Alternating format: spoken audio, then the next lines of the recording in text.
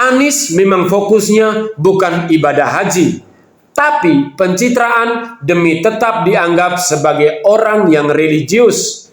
Aslinya, Anies memang berbahaya.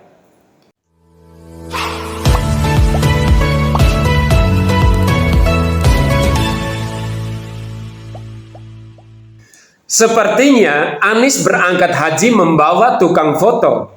Ia berusaha mencari momen, bahkan ada fotonya sempat salaman dengan MBS atau Muhammad bin Salman, putra mahkota Raja Saudi.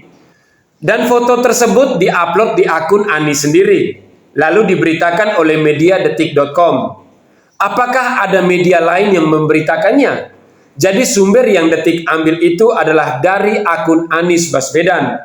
Jadi tampaknya Anies berusaha keras mengambil momen pada ibadah haji ini untuk pencitraan dirinya. Aroma jualan agama sangat terasa di sini.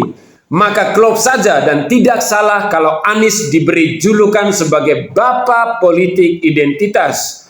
Karena dia doyan jualan agama dan itu dilakukan semenjak tahun 2017 sewaktu Pilkada DKI melawan Ahok dan tampaknya hingga kini dia cenderung akan melakukannya. Jelang pemilihan presiden ini Anies ingin mengulangi hal yang sama, tapi tampaknya bakal lawan Anies jauh beda dengan Ahok. Jika Anies lawan Prabowo, Prabowo pasti kalah dan Anies hanya akan jualan agama untuk menyerang Prabowo. Pasalnya Prabowo tidak terkenal religius. Apalagi Prabowo gabung ke pemerintahan Jokowi, membuat banyak pendukung Prabowo pindah dukungan ke Anies. Lawan terberat Anies sudah pasti Ganjar Pranowo. Ganjar sangat dekat dengan kiai dan para ulama dari berbagai ormas, termasuk NU dan Muhammadiyah. Dan Ganjar juga beserta istrinya adalah keluarga besar ulama. Keislaman Ganjar sudah tidak diragukan lagi. Maka serangan Anies ketika misalnya menggunakan agama akan sulit berhasil. Amat sangat sulit. Meskipun Ganjar diserang dengan tuduhan penyuka film bokep. Padahal Anies bisa saja suka bokep dengan diam-diam menikmati pelukan ibu-ibu muda di beberapa kesempatan. Iya kan? Maka mayoritas rakyat bisa menilai dengan saksama bahwa seorang munafik itu jelas sekali daripada seorang yang benar-benar sportif. Soal kasus kedatangan tim sepak bola Israel beberapa waktu lalu itu, Ganjar tetap konsisten karena pembelaan pada Palestina yang menjadi spirit dari Bung Karno masih berlaku. Sehingga apapun resiko dari ideologi yang diemban Ganjar maka beliau lakukan. Beliau tetap tegar. Meskipun banyak kontra, beliau tetap pada prinsip. Sedangkan Anies Baswedan waktu itu malah mingkem. Padahal gembar-gembor dulu pakai sal Palestina sambil baca koran. Bahkan tampil di panggung 212 pakai sal Palestina. Tetapi begitu diuji dengan kedatangan tim Israel, justru Anies diam 1000 bahasa.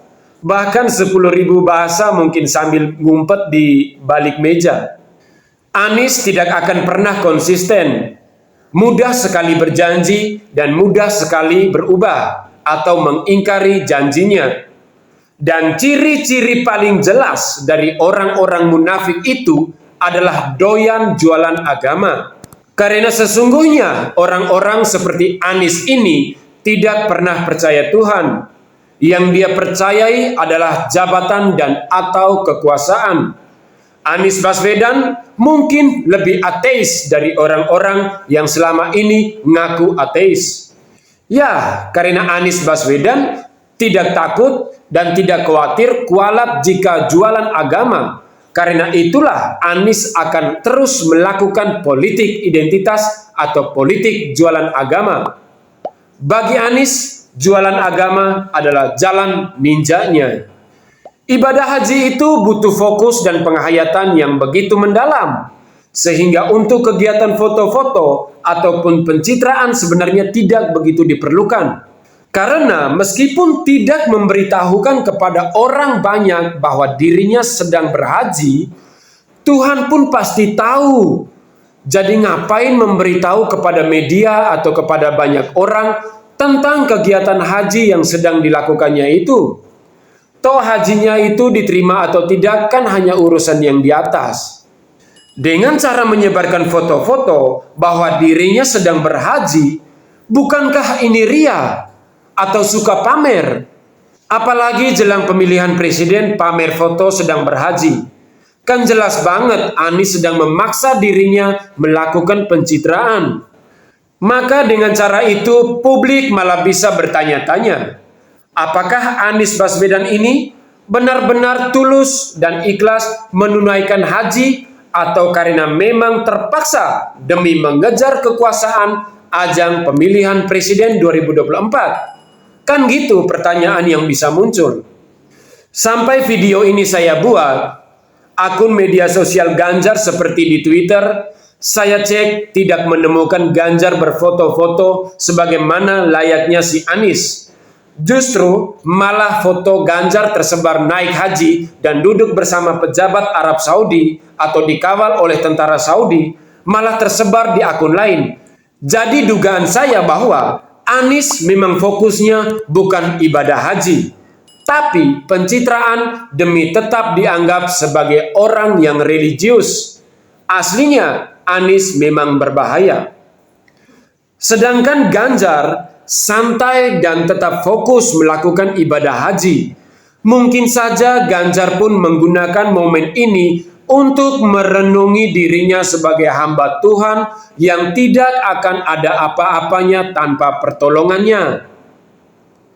Ganjar mungkin merenung juga bahwa bagaimana kedepannya bangsa ini menghadapi banyak sekali tantangan. Belum lagi tantangan dari dalam yang penuh dengan kadrun-kadrun yang selalu jualan agama. Tapi dengan keyakinan teguh bahwa Pancasila itu sakti, maka orang-orang yang oportunis penjual agama yang munafik itu akan tersingkir dengan izin yang maha kuasa. Maka karena itulah tenggelamkan mereka yang akan membuat negara ini jadi berantakan hanya karena ambisinya ingin jadi penguasa namun tidak punya program jelas.